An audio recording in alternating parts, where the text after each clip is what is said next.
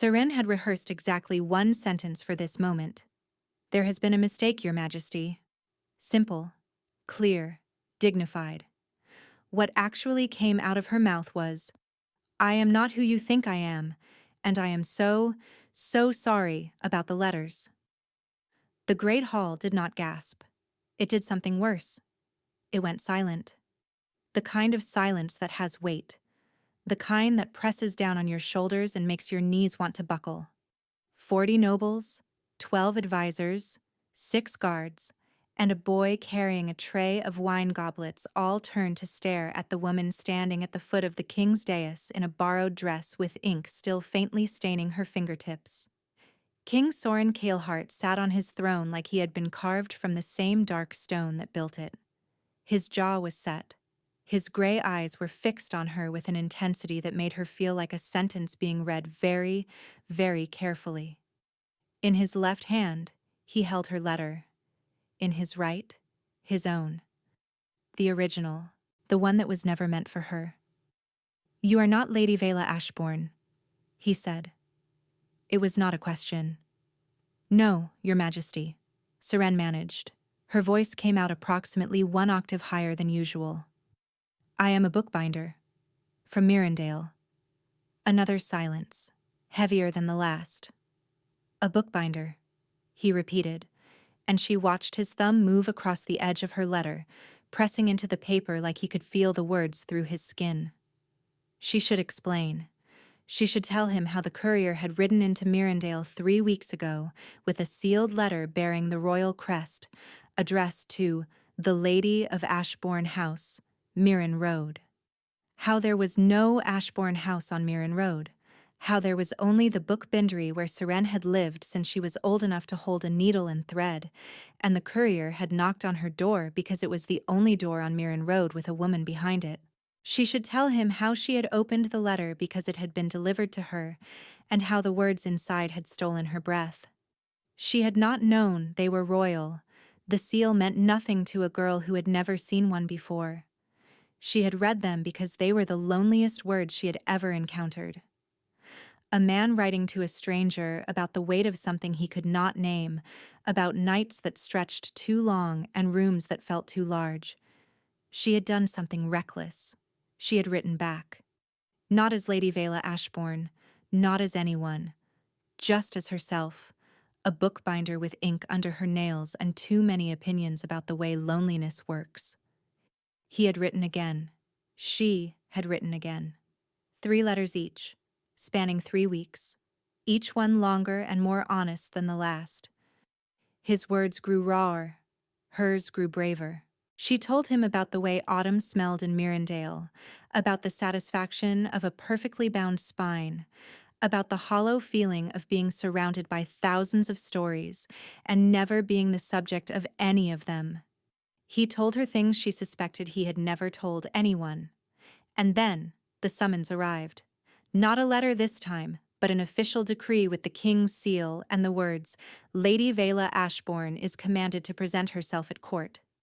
Seren had stared at it, and the floor had dropped out from under her world.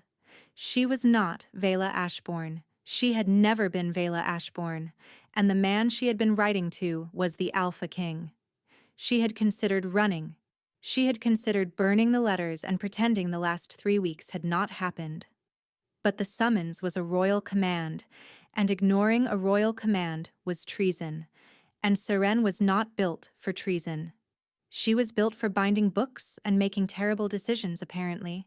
So she had come. She had presented herself to the steward, who had looked at her borrowed dress and calloused fingers and asked if she was lost. She had been ushered into the great hall, introduced as Lady Vela Ashbourne, and had lasted exactly 40 seconds before the real Lady Vela Ashbourne's portrait on the far wall caught her eye. Golden-haired, blue-eyed, and breathtaking. Seren had dark hair, dark eyes, and a callus on her right middle finger from years of stitching leather. She could have kept pretending. But the king was looking at her, and his letters were in her memory, every word, and she could not lie to a man who had told her he was tired of people lying to him. So she had opened her mouth and ruined everything. Now King Soren stared at her across the silence of the great hall, and she watched him unfold her letter, the third one, the long one, the one where she had told him that the bravest thing a powerful man could do was admit he was afraid. "You read my letters," he said. His voice was low, controlled, but something beneath it cracked like ice under pressure. "Yes, Your Majesty. All of them. Yes." "And you wrote back?" His gaze dropped to her letter in his hand. "You wrote back with honesty I did not ask for, about things I told no one, to a man you believed was a stranger." Seren's throat constricted. "I thought you were lonely," she whispered. "I thought someone should answer." The king's expression did not change, but his hand closed around her letter, and something behind his eyes shifted in a way she could not read. "Take her to the east wing," he said to the guard nearest the dais. "She does not leave the palace grounds." Seren's stomach plummeted. "Your Majesty, please, I did not mean any harm." But he had already turned away, and the guard's hand was on her arm, firm and unyielding, and the great hall was watching her be escorted out like a criminal. The last thing she saw before the doors closed was the king pressing her letter flat against his knee, his thumb tracing the edge of the page the way someone touches something they are afraid to lose. The room they put her in was nicer than any room she had ever slept in, which made it worse. A bed with actual pillows, a window overlooking the eastern gardens, a fireplace someone had bothered to light. It felt less like a prison and more like a holding pen for someone the palace had not yet decided what to do with. Seren sat on the edge of the bed and stared at her hands. Ink stains on the left, a needle scar across the right thumb. Hands that belonged to a bookbinder from a village no one had heard of. Not to a woman who had just stood before the Alpha King and admitted she had read his private correspondence and responded to it like a fool. She had not slept. She had barely breathed. Every footstep in the corridor outside her door sent her heart lurching into her throat, expecting guards, expecting chains, expecting a sentence she had earned through sheer audacity. What she did not expect was a knock, followed by a tall, broad-shouldered man with steady brown eyes and the calm demeanor of someone who had spent his entire life managing crises he did not create. "Miss Seren," he said. "My name is Thane. I serve as the king's beta." "Am I being arrested?" Seren blurted. Thane blinked at her. "No." "Executed?" Also no. "Banished? Publicly humiliated? Thrown into a ditch?" The faintest crease appeared at the corner of his mouth. "The king does not throw people into ditches, Miss Seren. He has people for that." Seren could not tell if that was a joke. She decided not to ask. "You are being summoned," Thane said. "The king wishes to speak with you privately." The walk through the palace corridors felt like walking to the edge of a cliff. Thane walked beside her in silence, and Seren tried to read something in his expression. She failed. The man had a face like a closed book. "Is he angry?" she asked. "The king's emotions are not mine to describe," Thane said carefully. "That means yes." Thane did not confirm or deny. They stopped before a heavy wooden door carved with the Kaleheart crest, a wolf mid-stride beneath a crescent moon. Thane knocked twice and opened it without waiting for an answer. The king's study was smaller than she had expected. Dark wood, heavy curtains, a desk buried under papers and journals. Candles burned on every surface, too many of them, like someone was afraid of the dark. And behind the desk, the king stood with his back to the door, staring out the window at the gray morning sky. He did not turn around when they entered. "Leave us," he said to Thane. The door clicked shut. Seren was alone with the king. The silence stretched. He still had not turned. "You wrote that loneliness is not the absence of people," he said finally. His voice was quieter here, stripped of the authority it carried in the great hall. "You wrote that it is the presence of people who do not see you." Seren's breath caught. He was quoting her letter, word for word. Yes, she said. He turned then, and the morning light fell across his face, and Seren saw what she had not seen in the great hall. The shadows carved beneath his eyes, the slight hollowness at his temples, a tightness in his jaw that spoke of something clenched too long. I have a question, he said, his gaze locking onto hers with that same unsettling intensity. And I need you to answer honestly. I have been nothing but honest with you, Your Majesty, Seren said, and immediately regretted the edge in her voice. His expression shifted. Not anger, something closer to surprise. Yes, he said quietly. I suppose you have. He moved to his desk and picked up one of the many journals stacked there, flipped it open, and frowned at the page. His finger traced a line of writing, then stopped. He closed the journal slowly. The trade agreement with Heroin Province, he said. Do you happen to know what day that was signed? Seren stared at him. Why would I know that? You would not. He set the journal down. I would. I signed it. 3 days ago, apparently. He tapped the journal. I had to read that this morning to remember it. The words settled over her like cold water. I do not understand, Seren said carefully. Thane appeared in the doorway as though summoned by instinct. The king looked at his beta, and something passed between them, silent and heavy. Tell her, Soren said. Thane stepped inside and closed the door. The king has a condition, he said, his voice measured. His memories are failing. Not from age, not from injury. They simply vanish. Each morning, pieces of the previous days are gone. Names, faces, conversations, decisions.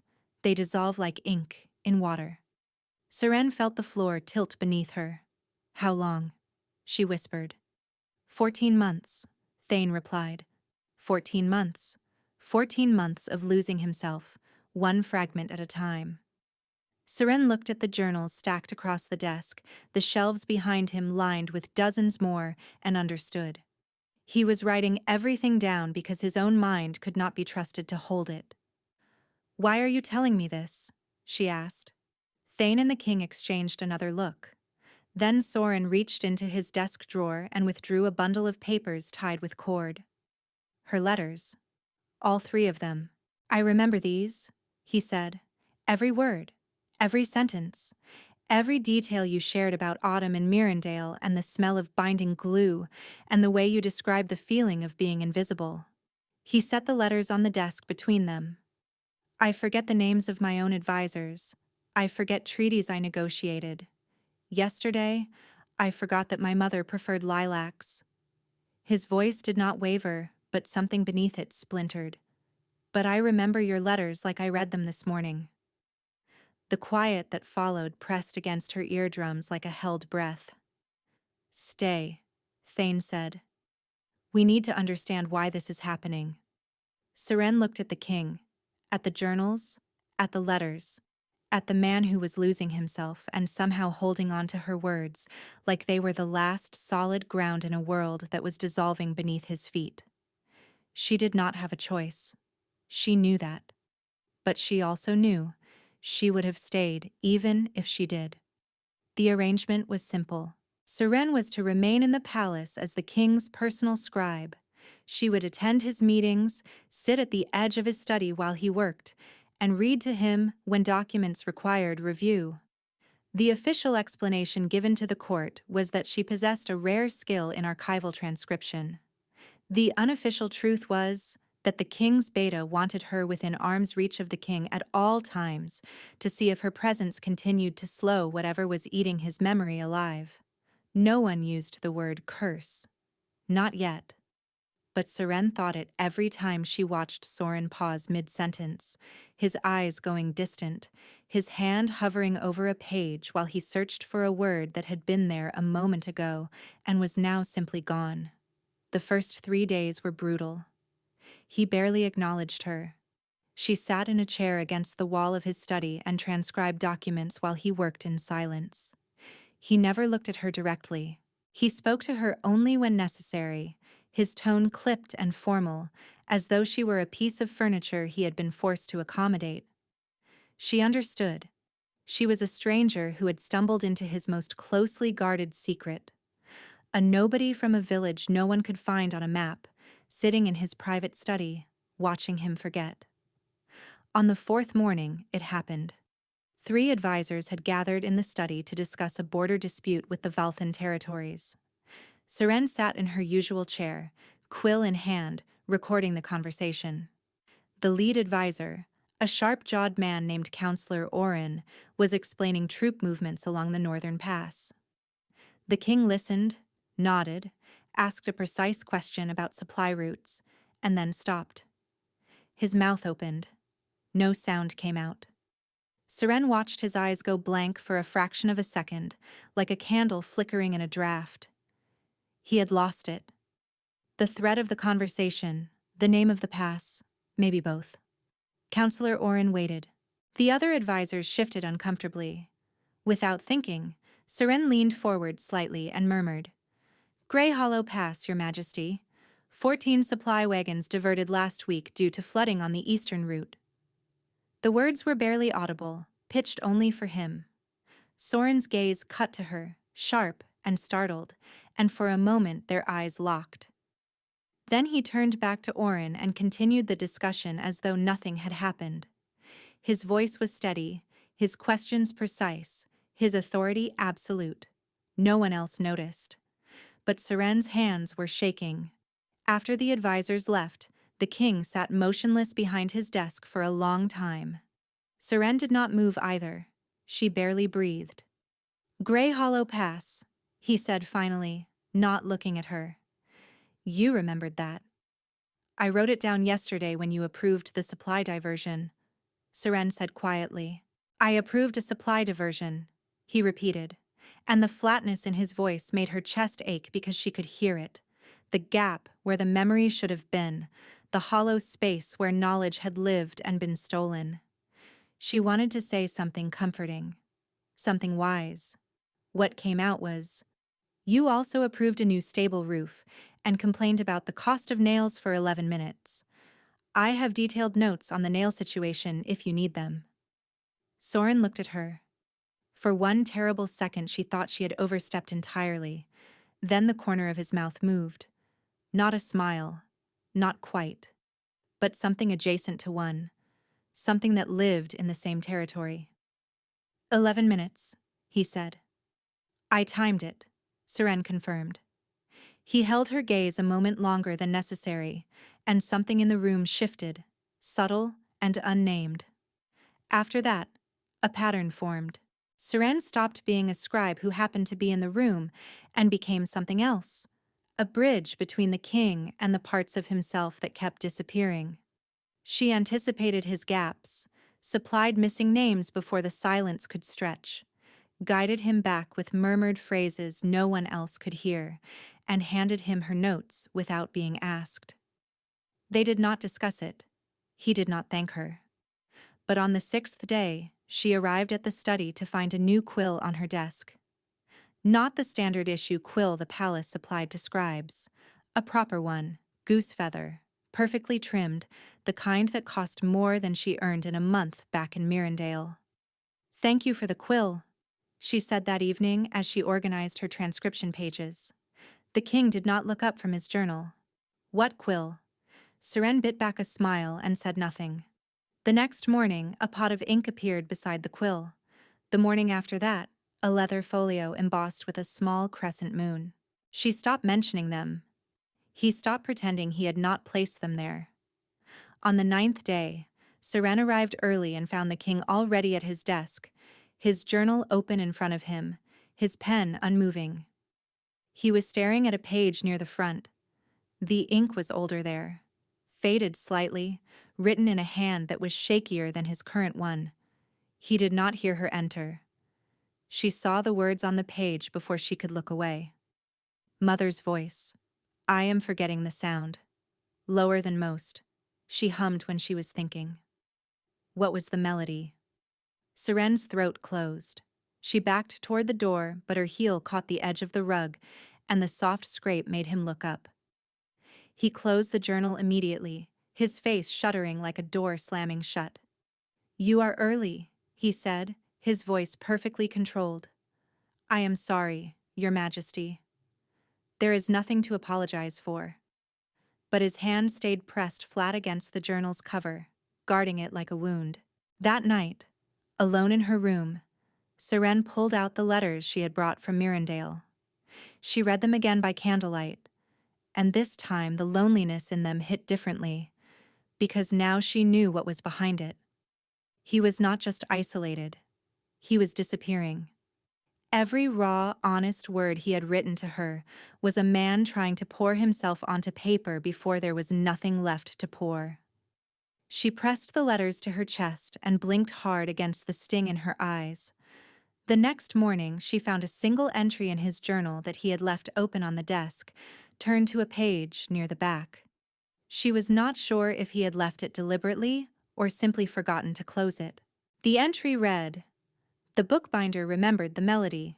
I did not ask her to hum it. She simply did, while sorting her pages, as though it were nothing. I have not heard that melody in 4 months. She cannot know what she has given back to me. She cannot know that I am afraid of what happens when she leaves."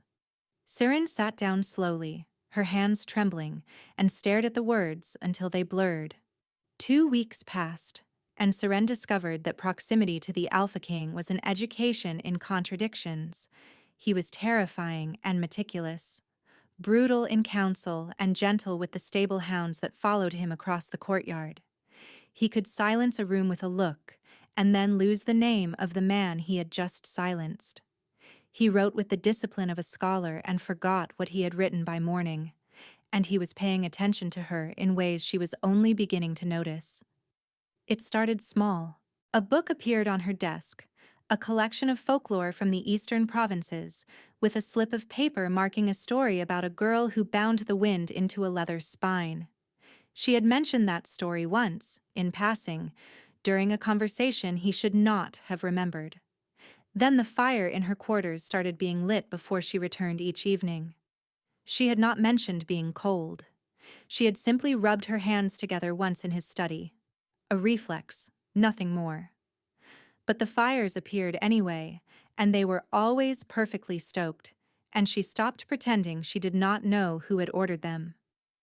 One evening, as the palace settled into the heavy quiet of late autumn, Seren sat in her usual chair and read aloud from a territorial survey while the king worked. It was dry material, boundary disputes and acreage tallies, the kind of prose that could put a wolf to sleep. She added commentary without meaning to. This section claims Lord Harwell's eastern pasture extends to the river, which is fascinating because Lord Harwell's own correspondence from last spring puts the boundary at the old mill, which is a full quarter-mile shorter. Someone is lying, and my money is on the man with the larger sheep herd. She glanced up. The king had stopped writing. He was looking at her with an expression she could not decode, focused and intent, like she was a passage in a language he was still learning to read. "What?" Seren asked, suddenly self-conscious. "You do that," he said. "Do what?" "Make things interesting." He paused as though the admission had cost him something. "Reports, documents, territorial surveys, they are necessary, but insufferable. You make them something I want to listen to." Seren felt heat crawl up her neck. "It is just reading, Your Majesty." "No," he said, quieter now. "It is not." They held each other's gaze for a moment too long. Seren looked away first, her heart hammering, and pretended to find her place in the survey. Later that night, she told him a story. Not from a book, from memory.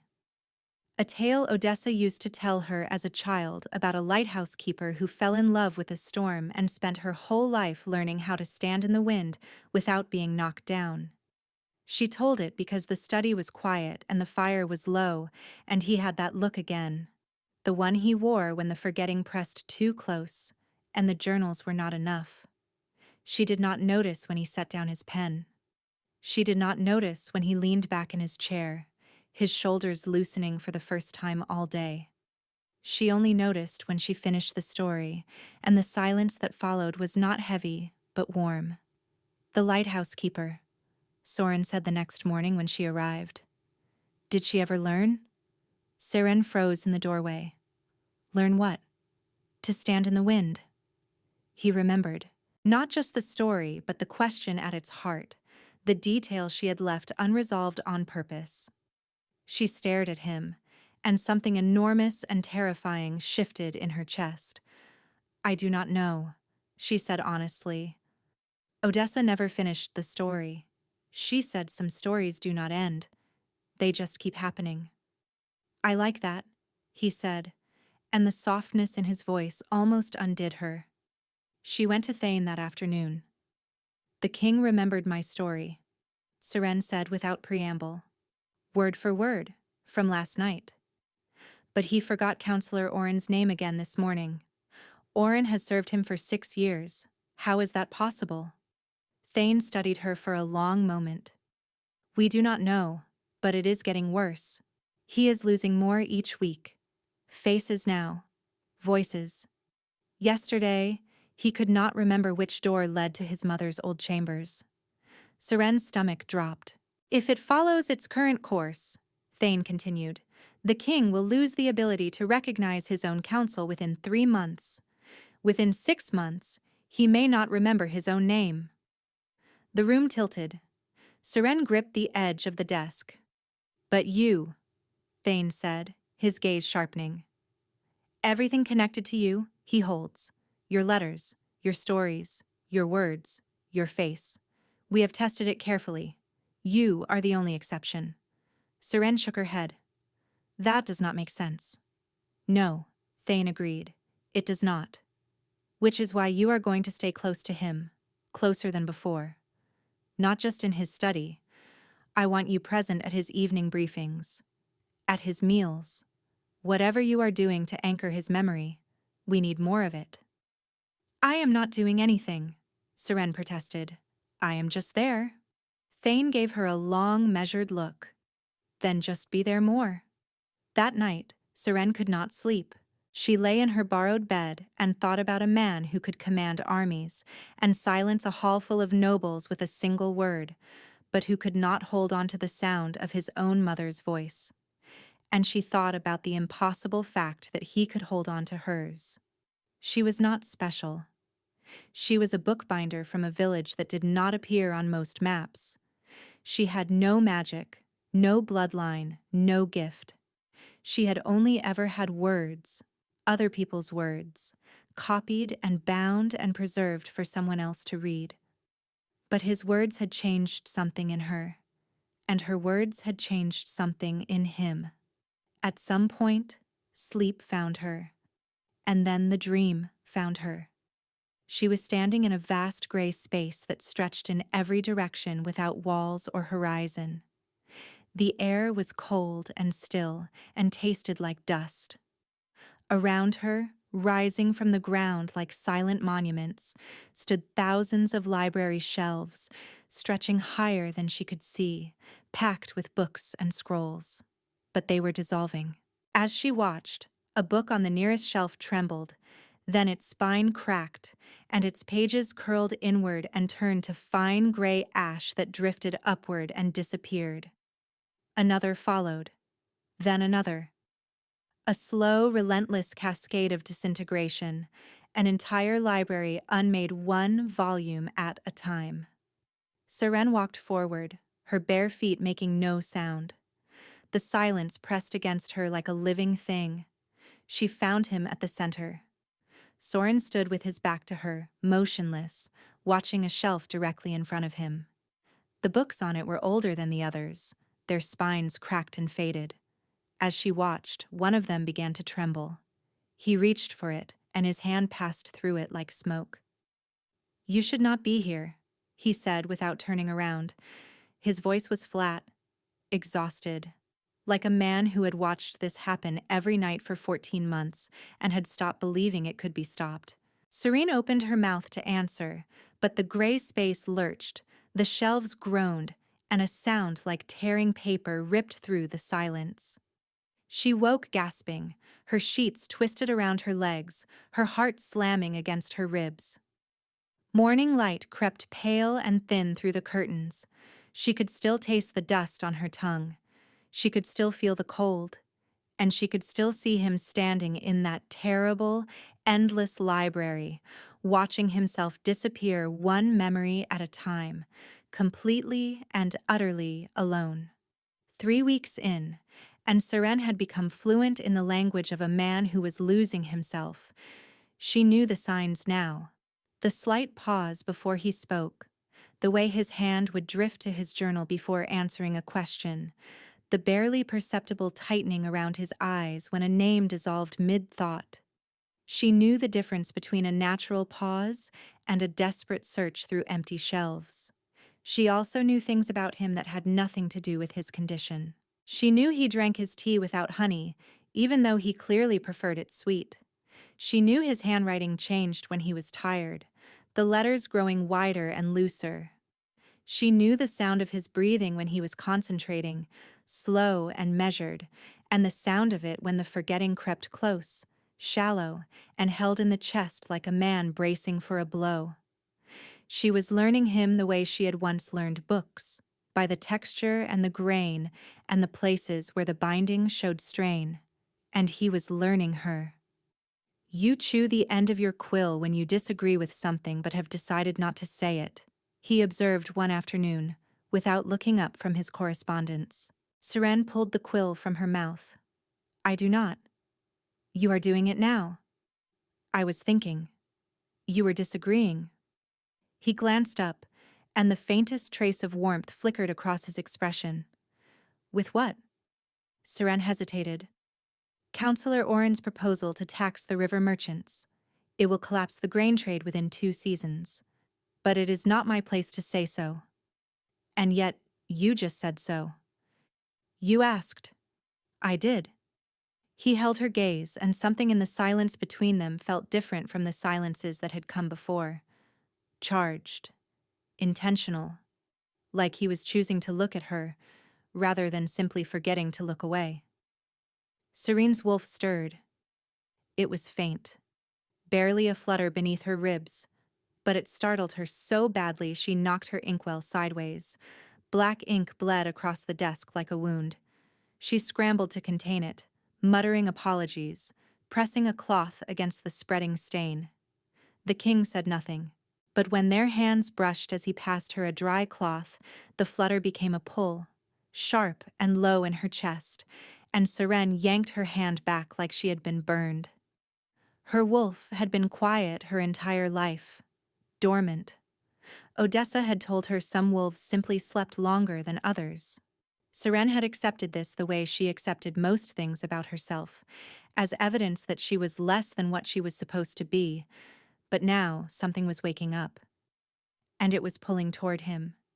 She went to Thane that evening. I need the truth, she said, standing in the doorway of his office. All of it. What is happening to the king is not a disease, is it? Thane set down his pen and studied her with those steady, unreadable eyes. No, he said. It is not. The story came out in pieces, measured and deliberate, as though Thane had been waiting for someone to finally ask the right question. 2 years ago, the king had led a campaign against a rogue alpha named Erevan, who had been raiding the border settlements, burning villages, and terrorizing families who refused to submit to his authority. Soren had pursued every diplomatic option. Erevan had rejected all of them. When a delegation of 3 unarmed envoys never returned from Erevan's camp, Soren had marched. The war was brief and devastating. Erevan fell in the final battle, but his bonded mate, a woman named Lysara who carried the old gift of memory craft, had knelt beside Erevan's body and spoken the curse through her grief. You have taken everything I will ever remember, Lysara had said. Now everything you remember will be taken from you, not all at once, slowly, until there is nothing left but the forgetting. Memory craft, Seren repeated, her voice hollow. An old magic, Thane confirmed. Rare, nearly extinct. It binds directly to the mind. Our healers have tried everything. Herbalists, seers, even a witch from the northern marshes who owed the crown a debt. Nothing has slowed it. Nothing except me, Seren whispered. Thane's silence was confirmation enough. How long does he have? She asked. At the current rate of deterioration, 3 months, perhaps 4. After that, he will not remember who he is, where he is, or why any of it matters. Thane paused. He will still be alive. His body will function. But the man inside will be gone. Seren gripped the doorframe. That night, she sat beside him in the study as usual. He was writing in his journal, his pen moving in quick, precise strokes. The fire crackled. The wind pressed against the windows. Everything felt unbearably normal. Your Majesty, she said quietly. He looked up. Tell me something you are afraid of forgetting. The pen stopped. He stared at her for a long moment, and she watched the walls behind his eyes shift, not falling, but thinning, becoming translucent. My father's hands, he said. He had a scar across his left palm from a hunting accident. He used to press that hand against my head when I was small. I can still feel the ridge of it. He paused. Some mornings, I cannot remember which hand it was. Seren's eyes burned. She reached out and took his hand before she could stop herself. His fingers closed around hers immediately, tight, instinctive, and the pull in her chest flared so sharply it stole her breath. His pupils dilated. His breathing changed. Seren, he said, and her name in his mouth sounded like a word he had been practicing in the dark. She should have let go. She held on. The room blurred. The fire dimmed. The walls dissolved. She was in the gray space again. The library. But this time it was louder. The sound of disintegration echoing from every direction, a constant rustling whisper of pages turning to ash. Shelves groaned, volumes crumbled. The dust was thicker now, coating her tongue, her lungs. She saw him across the ruins, standing before a shelf that was half empty. His hand hovered over a book, whose spine was cracking before his eyes. This place will take you too, he said again. But this time, his voice cracked on the last word. The library shuddered. Seren was ripped backward through the gray, and she gasped awake in the study, her hand still locked in his.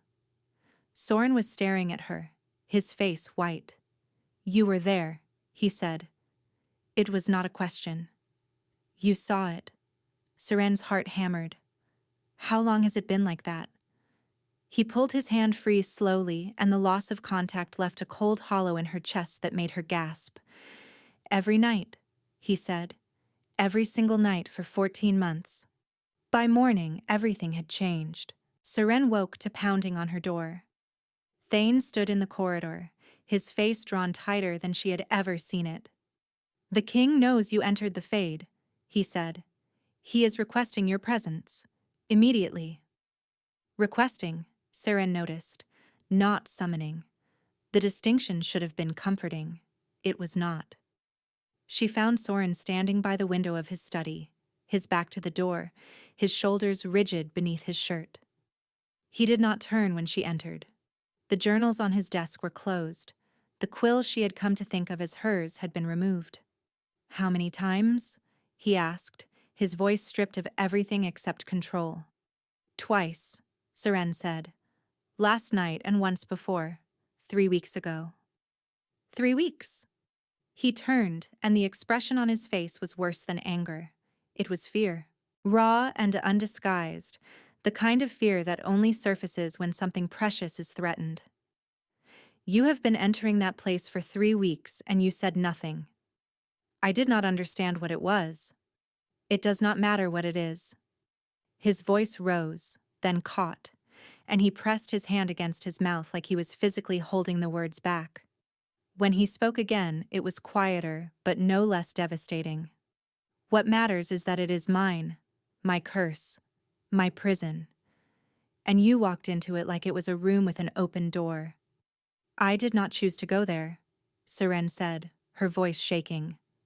I touched your hand, and it pulled me in. Something fractured behind his eyes. Then we stopped touching. The words landed like a physical blow. Serene felt them in her sternum, a sharp crack that radiated outward. Your Majesty. We stop all of it. He moved behind his desk, putting furniture between them, putting distance where there had been warmth. The proximity, the evenings, the stories. You will be reassigned to the palace archives. Thane will arrange new quarters on the opposite side of the grounds. You cannot be serious. I am entirely serious. His jaw was set like iron, but his hands were trembling. She could see them, pressed flat against the desk, shaking. If the fade takes hold of you, there is no coming back, he said. I have watched it consume my memories for over a year. I will not watch it consume yours. That is not your decision to make. I am the king, he said, and the authority in his voice should have been absolute, but it was undermined by the way his breath hitched on the last word. Everything in this palace is my decision. My mind is not your palace.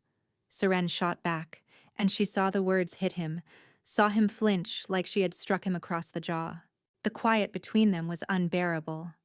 Please, he said, and the words sounded foreign in his mouth, like something he had not used in years. Please go, before I cannot let you. Seren stared at him, at the trembling hands and the rigid shoulders and the fear in his eyes that had nothing to do with losing his own mind and everything to do with losing hers. She left. She walked back to her quarters on legs that felt borrowed, packed the few belongings she had accumulated, and let a guard escort her to a small room in the western wing that smelled like dust and disuse. The bed was narrow. The window faced a stone wall. There was no fireplace. She sat on the edge of the bed and pressed her hands together in her lap and did not cry. She refused. She would not give this moment tears. 3 days passed, then 4, then 5. The absence hit like a slow poison. It started in her chest, a persistent ache that spread outward into her limbs, her throat, her head. Migraines arrived on the 2nd day, brutal and blinding. Her appetite vanished. Her wolf, so recently awakened, paced and whined beneath her skin like an animal in a cage too small for its body. She heard things, fragments, his voice reading from a report, the scratch of his pen, the way he breathed when he was concentrating. Phantom echoes of a man she was being kept from. On the 4th day, she forgot the name of the ink supplier in Mirandale. A man she had ordered from every month for 6 years. She stood at the wash basin, her hands dripping, and felt the name dissolve like sugar in water, there one moment and simply absent the next. Terror seized her by the throat. On the 6th day, Thane found her in the archives where she had been reassigned. She was sitting at a desk surrounded by catalogs she could not focus on, her hands trembling, her skin pale. You look terrible, he said. Thank you. He looks worse. Thane pulled a chair beside her and sat.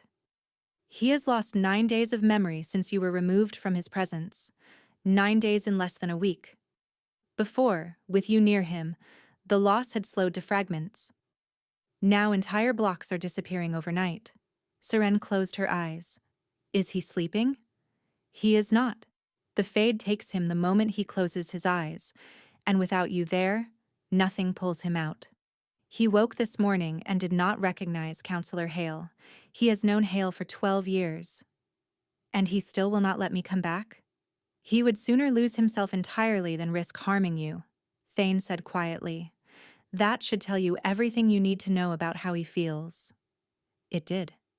And it made the ache in her chest infinitely worse. On the seventh morning, Seren woke and could not remember Odessa's face. The shape of it was there, the sense of warmth and ink-stained fingers, but the specifics had blurred like a painting left in the rain. She sat upright in bed, her heart slamming, her hands shaking, and understood with perfect, horrifying clarity what was happening. The curse was spreading. Through whatever connection bound her to Soren, the Fade was reaching for her, too. She was starting to forget. An hour later, a messenger arrived at her door. "Miss Seren," the boy said, out of breath and wide-eyed. "The beta sent me." The king collapsed during the morning council. He did not recognize where he was. The boy swallowed. He did not recognize himself. Seren ran. She did not wait for permission. She ran through corridors and past startled servants, her breath tearing in and out of her lungs until she reached the council chamber. The doors were open. Inside, the chamber was nearly empty. Overturned chairs. A water pitcher shattered on the floor. And at the far end of the long table, Soren sat with his head in his hands while Thane knelt beside him. He looked up when she entered. For one terrible, endless second, his eyes were blank, empty. The gray of them flat and unfocused, like windows in an abandoned house. Then recognition flickered. Faint at first, then brighter, spreading across his face like dawn. "Seren," he said. Her name. He remembered her name. She crossed the room and dropped to her knees in front of him, taking his face in her hands. His skin was cold. His eyes were bloodshot. He looked like he had not slept in a week, which, she realized, he probably had not. "How bad?" she asked Thane without taking her eyes off Soren. "He lost consciousness for nearly a minute," Thane said. "When he came to, he did not know the year, did not know the room. It took almost 10 minutes to orient him." Serene's thumbs moved across Soren's cheekbones, steadying him. His eyes tracked her face with desperate focus, like she was the only fixed point in a world that had gone liquid. "You are not supposed to be here," he murmured. "And you are not supposed to be dying," Seren replied. His jaw tightened. "I gave you an order." "You gave me a terrible order, and I am ignoring it." A crack appeared in his composure. Not amusement. Something rawer, something closer to relief. "I am forgetting too," Seren said. The words fell out of her before she could soften them. "Since you sent me away. I forgot my ink supplier's name. I forgot Odessa's face. Not all of it, but enough. Enough to know it is happening." The color drained from his face. "No," he breathed. "Yes." Seren held his gaze. "Your curse. It is spreading through whatever connects us. And sending me away made it worse for both of us. Not better." Soren shook his head. "That is not possible. The curse was spoken for me. It should not be able to reach you." "And you should not be able to remember my letters when you cannot remember your own advisors," Seren countered. "Nothing about this follows the rules you think it does." Thane rose slowly. "I will clear the corridor," he said, and something in his voice suggested he understood more than he was saying. He left without another word, pulling the chamber doors shut behind him. Neither of them spoke. The chamber felt vast and still. Soren stared at her, and she watched the war behind his eyes, the desperate pull between protecting her and needing her, between duty and the thing neither of them had named. "I dream about the letters," he said. His voice was barely above a whisper. "They are the last thing the Fade takes each night and the first thing that comes back each morning. I hold on to them like a rope in the dark." He paused, his breathing ragged. "I have lost my father's scar. I have lost my mother's voice. But I have not lost a single word you wrote." Seren's vision blurred with tears. "When you are near me, the world has edges again," he continued. "When you speak, I remember who I am. When you leave, I begin to dissolve." His hands found hers, gripping so tightly she could feel his pulse through his fingertips. "I sent you away because I could not bear the thought of you vanishing the way I am vanishing. But you are telling me the distance is destroying you, too. Yes, Seren whispered. We share a bond, he said, not as a question but as a confession, and the weight of it settled into the room like something that had been waiting a long time to be spoken aloud. I know, Seren said. I think I have known since the first letter. His forehead dropped against hers. She could feel his breath on her lips, could feel the tremor running through his body, and the pull in her chest had become almost unbearable. If I let you stay, he said against her mouth, I cannot promise you safety. I am not asking for safety. What are you asking for? Seren looked into his eyes, at the exhaustion and the fear and the longing and the impossible, stubborn refusal to break despite everything the curse had taken from him. I am asking you to stop disappearing alone, she said. He kissed her. Or she kissed him. It happened in the space between one breath and the next, and the moment their lips met, the pull in her chest erupted into something blinding. His hands cradled her face, tilting her head, deepening the kiss until she could feel it in her spine, in her bones. He lifted her, and she felt the sheer, overwhelming strength of him as he carried her through corridors she did not see, past guards who looked away, through a door that closed behind them with a sound like the world narrowing to a single room, his chambers, his bed, and a closeness that words could not describe. A connection so deep it bypassed language entirely and spoke in warmth and breath and the steady rhythm of two hearts learning to beat in time. At some point, the bond sealed. She felt it snap into place, bright and golden and vast, a bridge between two minds that the curse could not cross. Warm, alive, theirs. They lay tangled afterward, his arm around her waist, her head against his chest, his heartbeat steady beneath her ear. He was falling asleep. She could feel it through the bond, the slow surrender of consciousness, the tension draining from his body like water from a cracked vessel. Stay, he murmured against her hair. Already half gone, already sinking. Always, she whispered. He slept, deep and complete and peaceful, his breathing evening out into something she had never heard from him before, the sound of a man who was not afraid of what waited behind his eyelids. Seren closed her eyes and let sleep take her. She woke in the gray. But it was not the library she knew. The shelves were collapsing. Entire sections had crumbled into mountains of ash and dust, and the air was thick with fragments of dissolving pages. The silence that had once been oppressive was now replaced by sound, a deep, resonant cracking, like the spine of the world splitting open. And standing at the center of the destruction, her back straight and her eyes burning with fury, was a woman Seren had never seen before. The woman turned to look at her. Her gaze was ancient and patient and utterly merciless. So, the woman said, her voice echoing through the collapsing library, he found an anchor. She smiled, and the smile was the coldest thing Seren had ever seen. Let us see how long it holds. The woman's eyes were the color of a bruise, deep violet ringed with black, and they held a grief so enormous it had calcified into something harder, something sharp. Lysara, Seren breathed, and she did not know how she knew the name, only that the bond humming in her chest supplied it like a whispered warning. Clever girl, Lysara said. Her voice carried the strange acoustics of the Fade, echoing from everywhere and nowhere at once. He told you about me then. Did he tell you what he took? Seren's stomach turned. He told me enough. There is no enough.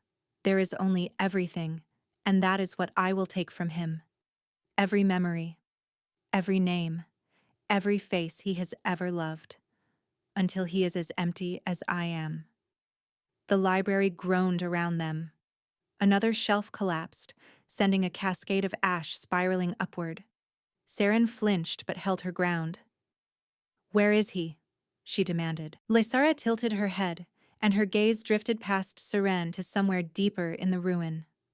Where he always is, watching, accepting. He has never once fought me here. Did you know that?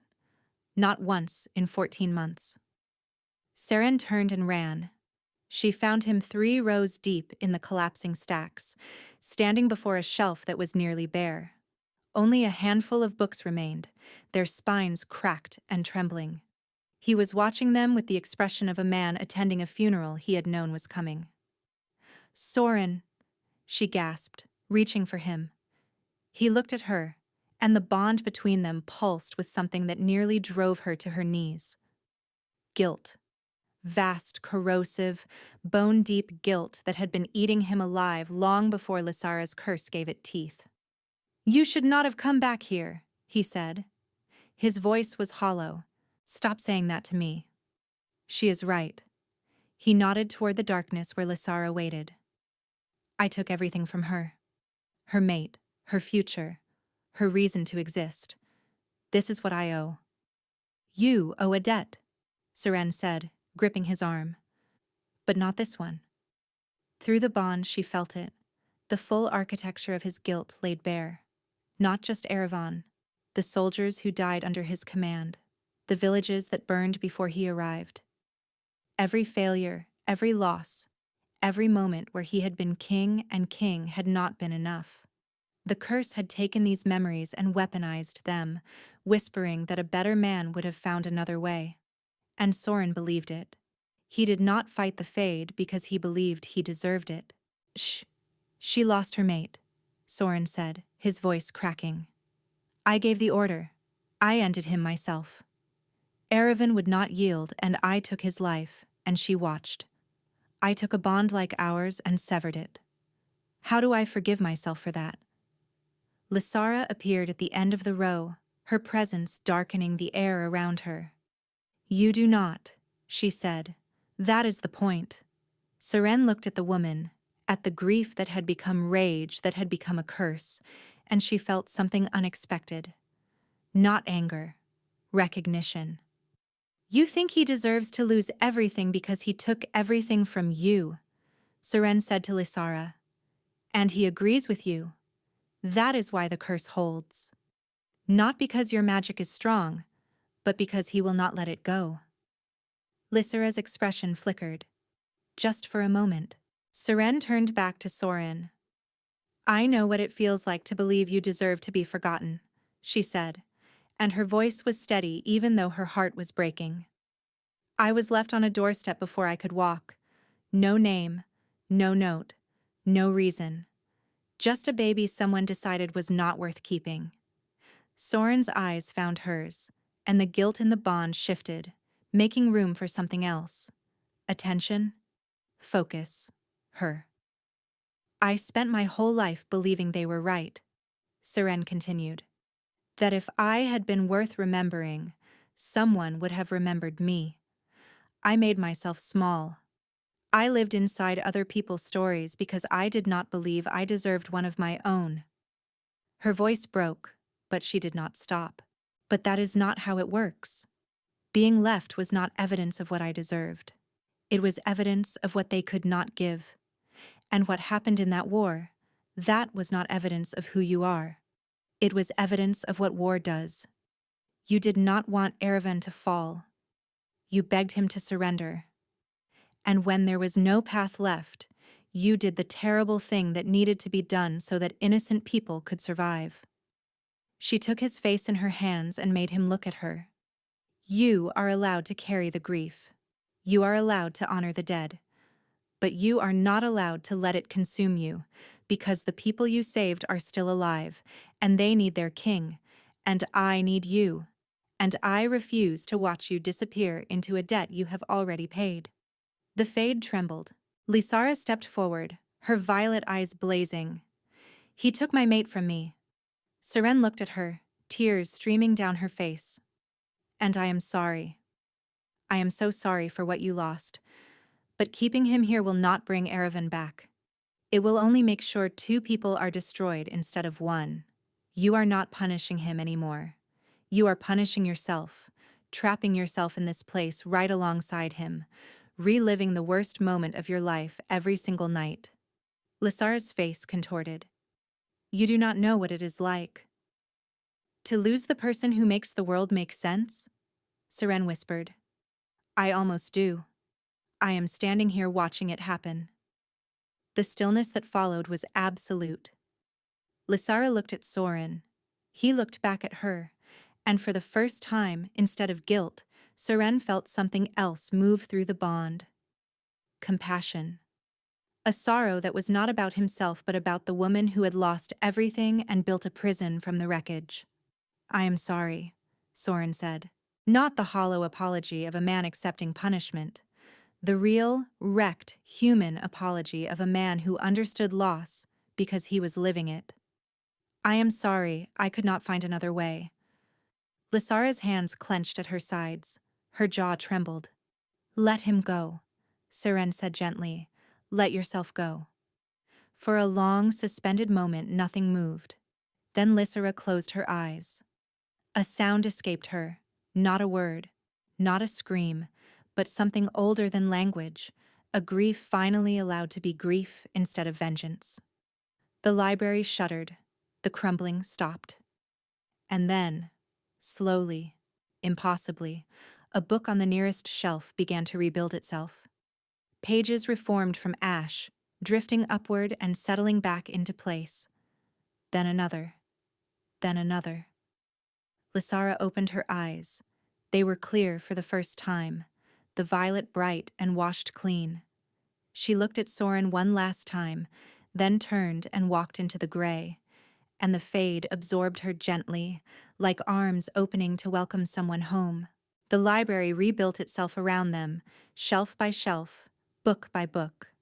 Soren dropped to his knees and Seren caught him, held him as 14 months of accumulated anguish finally broke the surface and poured out of him in great, shaking waves. I have you, she whispered into his hair, pressing her lips against his temple. I have you, and I am not letting go. She woke in his arms, in his bed, in the warm, amber light of a winter morning. Snow pressed against the window panes, and the fire had burned to embers, and Soren was awake beside her, looking at her with eyes that were clear and full and present. My mother hummed in the key of D, he said softly, and my father's scar was on his left hand. Seren smiled through her tears and pulled him closer. The curse did not lift like a veil. It receded like a tide, slowly and unevenly, leaving behind stretches of clarity punctuated by pockets of fog that thinned a little more each week. Some memories returned whole. Others came back in fragments that Soren learned to hold gently rather than grip. The names of his advisors settled back into place. The treaties and trade routes rebuilt themselves in his mind piece by piece. Some things did not return. He never recovered the melody his mother used to hum, only the key. He never fully remembered the color of his childhood bedroom walls. He learned to let those gaps exist without panic, to treat them as the natural texture of a life lived rather than evidence of something stolen. Seren helped, not by filling the gaps for him, though she could have, but by reminding him that a story did not need every word intact to be worth telling. Their mating was formalized at the winter court. The whispers were predictable. A bookbinder from a village most could not find on a map, standing beside the Alpha King in borrowed finery, smelling of ink and binding glue. The court did not know what to make of her. Soren did not care. They will adjust, he murmured against her temple the night of the ceremony, his arm tight around her waist, his voice rough with a contentment she still was not used to hearing. And if they do not, Seren asked, then they can take it up with their king, who happens to remember every single word his mate has ever spoken to him. He paused, including the part about the nail budget, which I have not forgiven you for documenting. Seren laughed, and the sound filled the room like light. Now, months later, she woke to pale winter sunlight and the steady rhythm of his breathing beside her. No fade, No crumbling library, no ash, just warmth and stillness, and the quiet miracle of a man who slept through the night and woke remembering who he was and who he loved. She settled against his chest. His arm tightened around her without waking. Outside, snow fell softly on the palace grounds, covering everything in white, and Seren closed her eyes and let the silence hold them both.